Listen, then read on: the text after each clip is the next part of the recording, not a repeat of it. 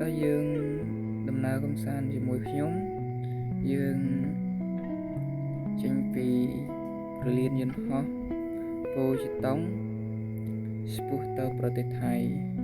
ជាមួយខ្ញុំវីដេអូរៀងយូរបន្តិចហើយបងប្អូនព្រោះយើងចេញពីព្រលានយន្តហោះប៉ូជតុងម៉ោង4ជាងហើយព្រោះយើងពេលចេញដំណើរហ្នឹងវារអាក់រអួលយើងខាត់ជើងយន្តហោះមួយដោយសារឡានស្ទះពេកចឹងទៅយើងទៅអត់ទាន់ម៉ោងគេយើងខកជើងយន្តហោះមួយធ្វើយើងស្ទះដំណើរចឹងទៅយើងខាតទិញចំវិតយន្តហោះមួយសន្លឹកទៀតប៉ុន្តែខាងក្រុមហ៊ុនគេជួយចេញយើងពាក់កណ្ដាលយើងខាត់ជើងយន្តហោះហ្នឹងធ្វើដំណើរខ្ញុំមានគោលបំណងច្រើនព្រោះយើងទៅស្រុកគេយូរយើងដំណើរកំសាន្តម្ដងនេះយើងដល់សាច់រឿងរបស់យើងនេះយើងដល់ផ្ទះដំណាក់យើងខ្មែរយើងហៅផ្ទះដំណាក់អញ្ចឹងយើងបានកក់តាំងពីនៅខ្មែរអញ្ចឹងយើងមកដល់ផ្ទះដំណាក់ហើយមើលជុំវិញទីក្រុងបាងកកមានអីមិនខុសពីស្រុកខ្មែរយើងទេបងប្អូនយើងមកដល់ភ្លាមយើងធ្វើការថត TikTok ផុសក្នុង TikTok 2-3វីដេអូឆ្អែកឡើងមិនយើងធ្វើដំណើរកំសាន្តទៅផ្សារទៅទិញអីញ៉ាំអញ្ចឹងណាបងប្អូនហើយយើងទៅលេងវត្តទី1នេះខ្ញុំទៅលេងវត្តภูเขาทองគេថាភ្នំមាសហើយកន្លែងនេះគឺកន្លែងលក់កាហ្វេអាម៉ាស៊ូនមានកន្លែងកុមារលេងមានកន្លែងអីថតរូបច្រើនតែយើងទៅតែម្នាក់ឯងចឹងបាទយើងបានតែ selfie យើងអត់បានថតពេញបើបងប្អូនណាខមមិនឲ្យខ្ញុំដើរលេងកន្លែងណាបងប្អូនអាចខមមិនយើងចេញពី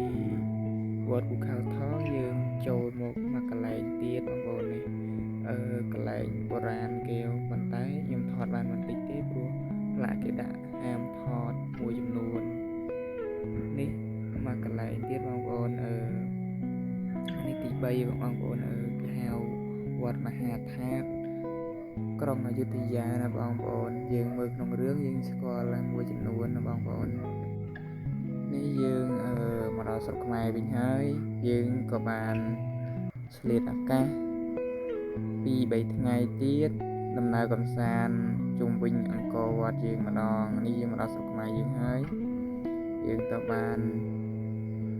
ប្រាសាទអង្គរមួយកន្លែងនិងប្រាសាទបាយ័នមួយកន្លែងមិនមែនដើរលេងទៅស្រុកគេអត់ថតពីស្រុកខ្មែរយើងទេឆ្លៀតថតដែរបងប្អូនព្រោះតែទូរស័ព្ទវាអត់សូវមានថ្មយើងអត់បានដាក់ power bank ទៅតាមខ្លួនវាធ្ងន់ពេកបងប្អូនអីវ៉ាន់ច្រើនផងយើងក៏ជិះ pass app កលឹងប្រាសាទបាយ័នត្រឡប់ទៅបាសីចាំក្រុងនេះយើងមកដល់កំពូលហើយបងប្អូនយើងថតកាត់ចឹងព្រោះវីដេអូវែងដែរយើងកាត់យកតែកន្លែងណាប្លង់ល្អប្លង់ស្អាតនេះបងប្អូនគេហៅខាងក្រោមហៅបាសីចាំក្រុងនេះនៅមុខប្រាសាទខ្ញុំអត់សូវស្គាល់ដែរ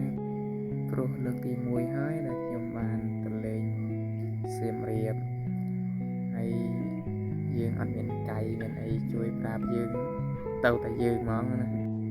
យើងចេញពីសៀមរាបយើងទៅភ្នំពេញបានមួយយប់យើងក៏ត្រឡប់មកក្រុងព្រះសីហនុគោលបំណងយើងមាន2យើងមកធ្វើការផងហើយយើងធ្វើការរួច ដើរលេងនៅស្នេហ៍អូឈើទាលតំបន់ដែលអ្នកដើរលេងគេជួយចិត្តទៅនេះយើង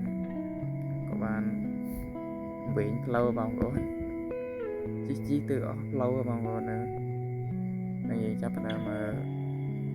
បាត់រថយន្តយើងមកក្រោយវិញណានេះហើយយើងបានធ្វើការរួចរាល់ហើយយើងក្រុមការងារយើងមកដល់ស្នេហ៍អូឈើទាលនឹងនិយាយដែរបងប្អូនម៉ោង4និយាយថានេះយើងដូចគួនក្មេងយើងម្នាក់ក្រុមការងារខ្ញុំមានឱកាសយើងនឹងទៅលេងម្ដងទៀតនេះក៏បងប្អូន